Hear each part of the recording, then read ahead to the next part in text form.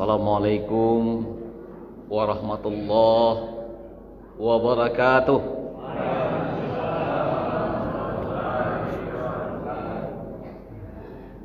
Alhamdulillahilladzi an'ama alaina bi ni'matil imani wal islam. Asyhadu an la ilaha illallah wahdahu la syarikalah wa asyhadu anna Muhammadan abduhu wa rasuluhul mab'us rahmatan lil alamin. Allahumma shalli ala Muhammadin wa ala alihi wa sahbihi ajma'in. Amma ba'd. Qala Allah ta'ala fil Qur'anil Karim, a'udzu billahi minasy syaithanir rajim. Bismillahirrahmanirrahim. Wasyamsi wa duha wal qamari idza talaha wan nahari idza jalla wal laili idza yaghsha was samai wa ma banaha wal ardi wa ma taha wa nafsin wa ma sawwaha wal hamaha fujuraha wa taqwaha qad aflaha man zakka wa qad khaba man dassa. Sadaqallah. Bersyukur kita kepada Allah Subhanahu wa taala. Allah masih mengizinkan kita semua untuk menikmati jamuan Allah di bulan Ramadan 1444 Hijriah ini. 5 hari kita telah menikmati jamuan Allah di siang hari. Meskipun kita lapar, kita dahaga, tapi jiwa kita merasa kenyang. Kenapa? Karena adanya kepuasan tersendiri dalam diri kita ketika kita dengan landasan iman menikmati jamuan Ramadan di siang hari. Begitu juga di malam hari seperti sekarang, Bapak dan Ibu, kita hadir di masjid-masjid dan musala-musala seperti ini. Kita tinggalkan kesenangan-kesenangan kita. Kita merasa bahagia duduk di rumah Allah. Kenapa? Karena kita menikmati jamuan yang disuguhkan oleh Allah kepada kita semua. Mudah-mudahan Bapak dan Ibu, Allah berikan kita kesehatan sampai akhir Ramadan nantinya, sampai Allah kembalikan kita kepada fitrah. Bapak Ibu yang dirahmati Allah, ayat yang kita bacakan tadi surat Asy-Syams, di mana di situ ada 7 sumpah Allah. 7 Allah bersumpah, 6 yang besar-besar, 1-nya jiwa. Demi matahari, demi bulan, demi siang, demi malam, demi langit, demi bumi, dan demi jiwa. Jadi 6 yang besar itu Bapak dan Ibu Allah setarakan dengan jiwa yang ada dalam diri manusia. Wa nafsin wa ma sawwaha, demi jiwa dan penyempurnaannya. Walhamaha fujuraha wa taqwaha. Allah mengilhamkan 2 hal, jalan ke kiri, jalan fujur, dan jalan ketakwaan, jalan yang ke kanan. Tapi Allah katakan, pilihlah di antara 2 jalan itu. Beruntung bagi siapa yang mensucikan dan merugi bagi siapa yang mengotorinya. Bapak Ibu yang disayangi Allah, semua kita, semua manusia yang pernah hidup di muka bumi Allah ini, dasarnya, pada prinsipnya, semuanya diawali dengan kefitrahan, bersih dan suci. Jadi itu ada embrionya Bapak dan Ibu. Ada embrionya, ada perjanjian primordial di dalam diri setiap manusia. Bapak dan Ibu, siapapun dia, orang Arab, orang Eropa, orang Cina, orang manapun, orang Jawa, orang Aceh, Sumatera, Ambon, dan semuanya ini pernah berjanji dengan Allah. Surat Al-A'raf ayat 172. A'udzubillahi minasyaitonir rajim. Wa idz akhadha rabbuka min bani adam min zuhurihim dzurriyyatahum wa asyhadahum ala anfusihim alastu bi rabbikum qalu bala syahidna an taqulu yawmal qiyamah inna kunna an hadza ghafilin. Itu perjanjian perlu setiap jiwa kita dengan Allah. Jiwa yang bersih jiwa yang suci. Jadi semua kita bersih dan suci. Jiwa yang pertama ditiupkan oleh Allah ke dalam diri kita, bersaksi dengan Allah Subhanahu wa taala. Kemudian Bapak dan Ibu, ketika kita lahir, Bapak dan Ibu, kita lahir ke dunia, kita bersih, kita fitrah. Semua orang senang, lucu, bayi itu indah, menyenangkan. Meskipun dibuang di tong sampah, dipungut oleh orang, karena tidak berdosa. Kita, semua kita pernah lahir menjadi orang yang tidak berdosa, orang yang suci, orang yang fitrah. Itu badan. Nah, kemudian kita berakal,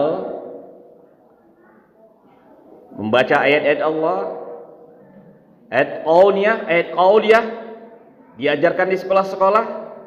Semakin berkembang akal kita baca, inna fi khalqis samawati wal ardi wa ikhtilafil laili wan nahari la ayatin liulil albab. Jadi langit dan bumi, siang dan malam adalah ayat-ayat bagi ulil albab. Kita menjadi ulil albab, orang yang berakal, orang yang berpikir. Mulai kita bertebaran di muka bumi Allah dengan pikiran kita. Mulai kita disuruh memilih mana yang buruk, mana yang baik. Dan mulai Bapak dan Ibu, kertas putih yang bersih itu mulai dihinggapi oleh bintik-bintik kotoran-kotoran. Mata kita melihat, kadang terlihat yang tidak baik. Telinga kita mendengar, kadang terdengar yang tidak baik. Kita perdengarkan juga kepada yang tidak baik. Kita lihat juga yang tidak baik. Selama kita mengalir fantasiru fil ardi, sama dengan air yang mengalir Bapak dan Ibu.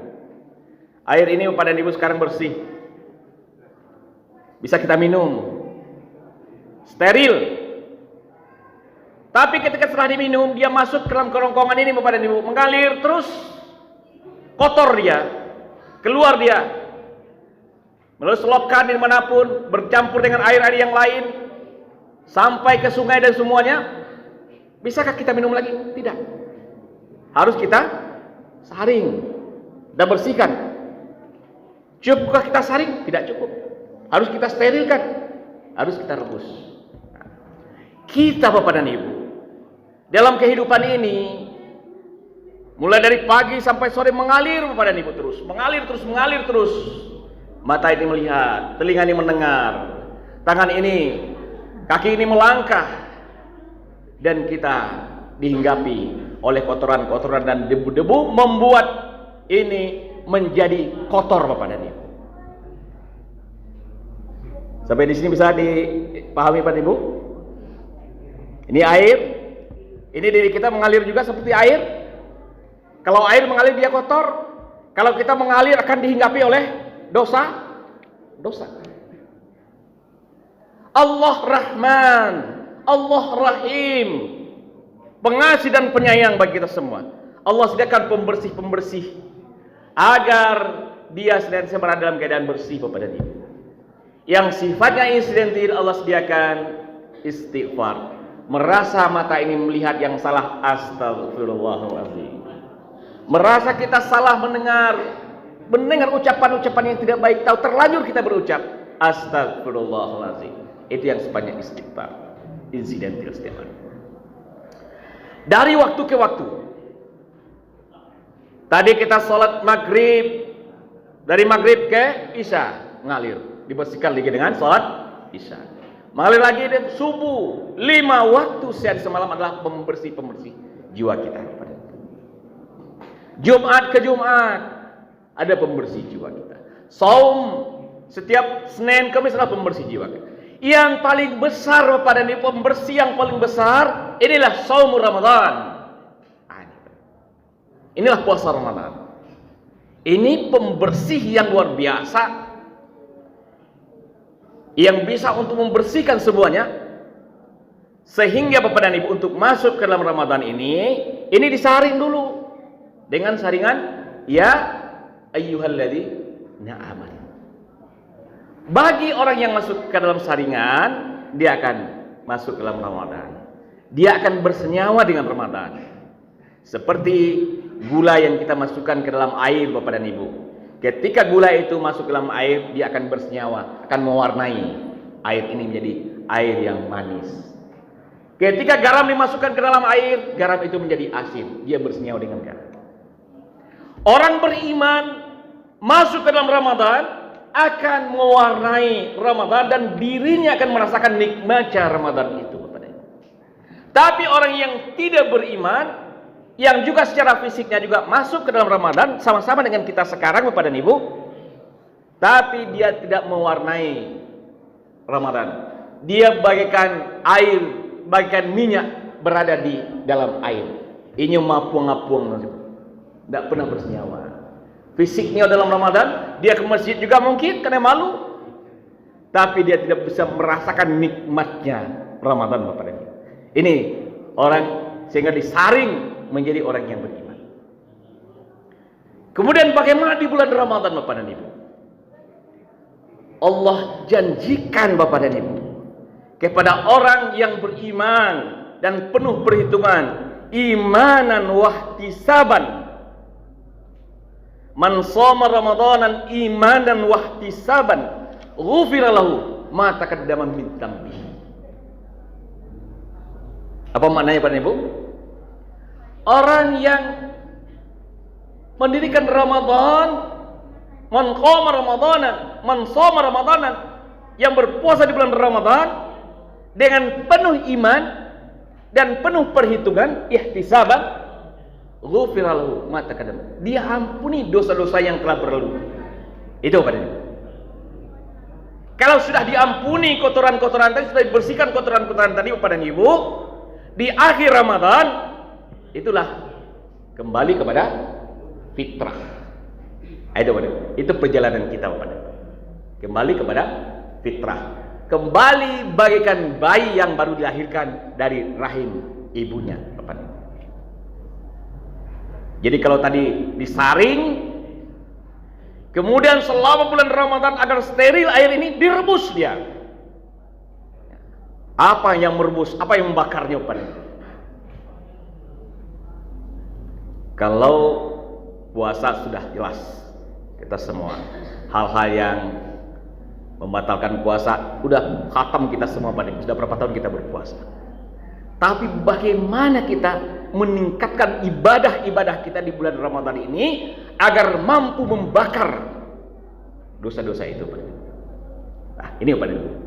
Yang paling penting kita sampaikan pada kajian kita pada malam hari ini Bapak Ibu, bagaimana kita agar bisa terbakar habis dia sehingga tidak ada lagi,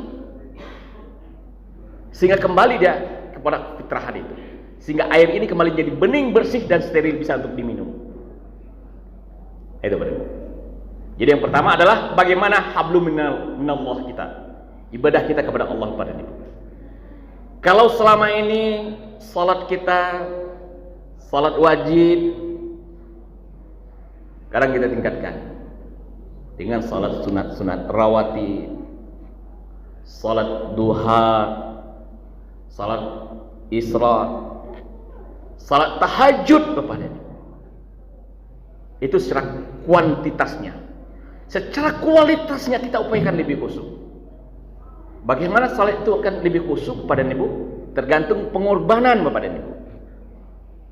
Mungkin Pak Haji kita, Pak Haji Pino juga, Pak Haji yang lainnya juga merasakan, atau ibu-ibu semua yang telah pergi haji dan umrah, ondi kalau sembahyang di Masjidil Haram itu yusuna khusyuk awal. Nah itu kalau orang-orang balik di Makkah. Iya dah Pak Haji.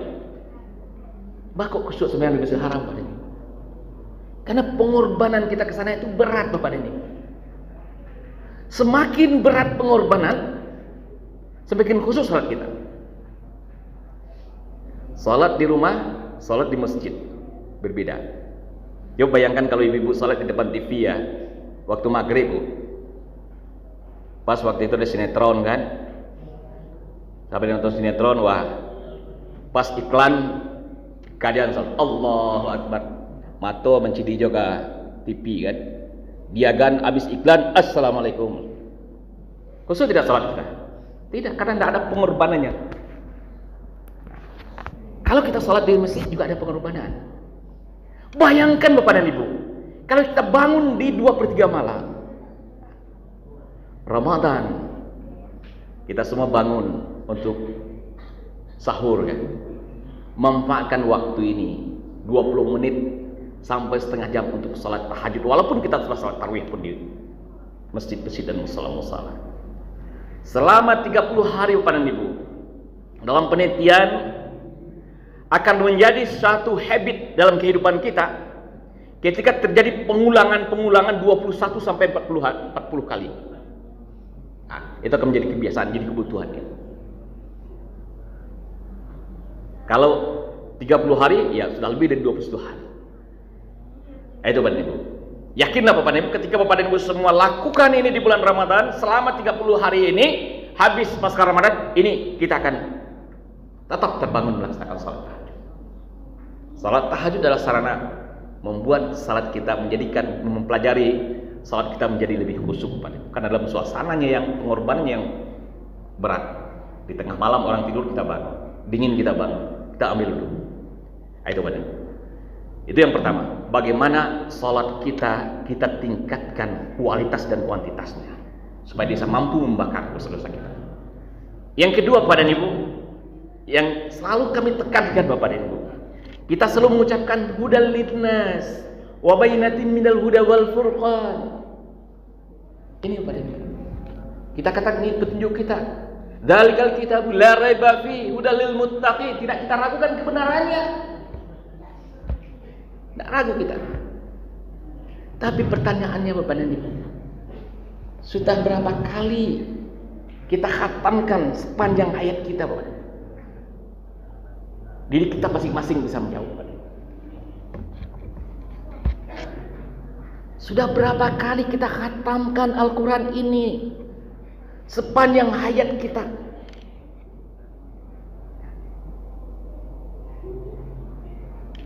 Kalau mungkin kami juga, saya yakin Bapak dan Ibu yang hadir di masjid ini adalah orang-orang yang sering berintegrasi dengan Al-Quran.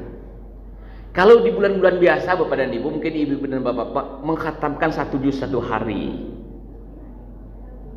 Di bulan Ramadan Bapak dan Ibu, upayakan khatamnya 3 kali Bapak dan Ibu.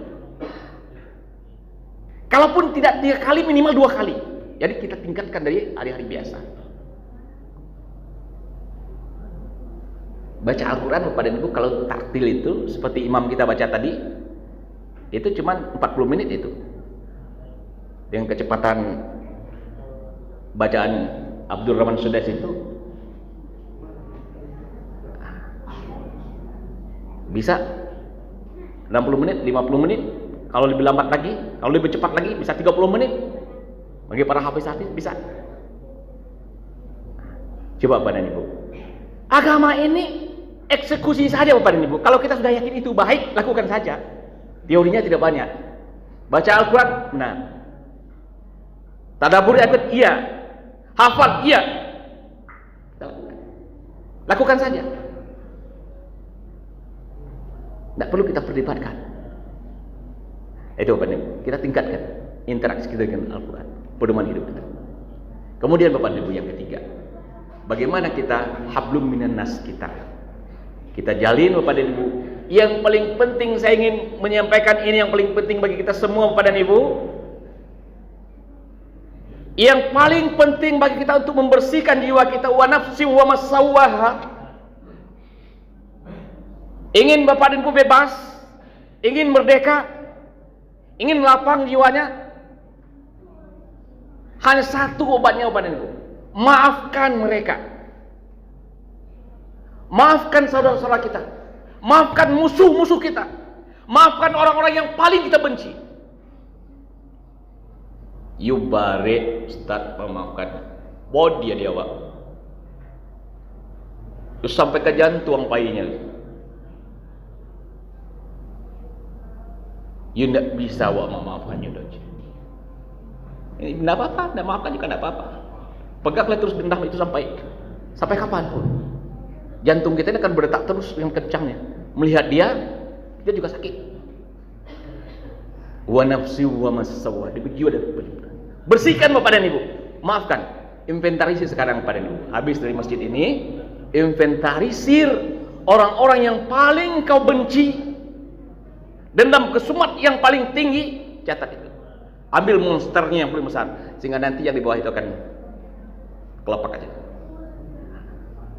Untuk apa? Pertama, untuk diri kita, agar kita merdeka hidup kita. Yang kedua, untuk hubungan kita dengan Allah Subhanahu wa taala. Yang ketiga apa? Agar kita bisa wasyawilhum fil bersama-sama untuk mencahkan persoalan-persoalan kehidupan yang masih banyak yang harus kita selesaikan secara bersama-sama kepadanya. Jadi Bapak dan Ibu yang disayang Allah Subhanahu wa taala, membersihkan jiwa itu, itulah diantaranya. Membersihkan jiwa kita dari dendam, kesumat, kemarahan dan semuanya. Bahkan tidak hanya memaafkan yang Allah sampaikan, yang Allah ajarkan. Fa'fu anhum wastaghfir lahum, bahkan memohon ampunkan. Jahe orang kawa, zolim orang kawa, maafkan mereka, mohon ampunkan mereka. Ketika kita telah bebas, kita akan bisa tersenyum kepada dia. Bayangkan Bapak dan Ibu, kalau kita saja benci kepada orang Bapak dan Ibu, dendam kepada orang, lalu dia tersenyum kepada kita, dia menyambangi kita, dia menyapa kita. Coba bayangkan Bapak. Bukan kita juga rindu hal yang demikian? Kalau kita pernah zalim kepada orang, bagaimana orang itu akan memaafkan kita? Ini kebahagiaan Bapak dan Ibu. Yang kalau kita katakan berat, iya berat. Tapi kalau kita eksekusi tidak, dia jadi ringan. Lakukan saja Bapak dan Ibu. Kita yang menjadi raja untuk diri kita masing-masing. Bapak dan Ibu yang disayang Allah Subhanahu wa taala, meningkatkan ibadah kita di bulan Ramadan, meningkatkan hubungan kita sama manusia, meningkatkan sedekah kita, infak kita, sedekah kita. Infak terbaik kita selama bulan Ramadan.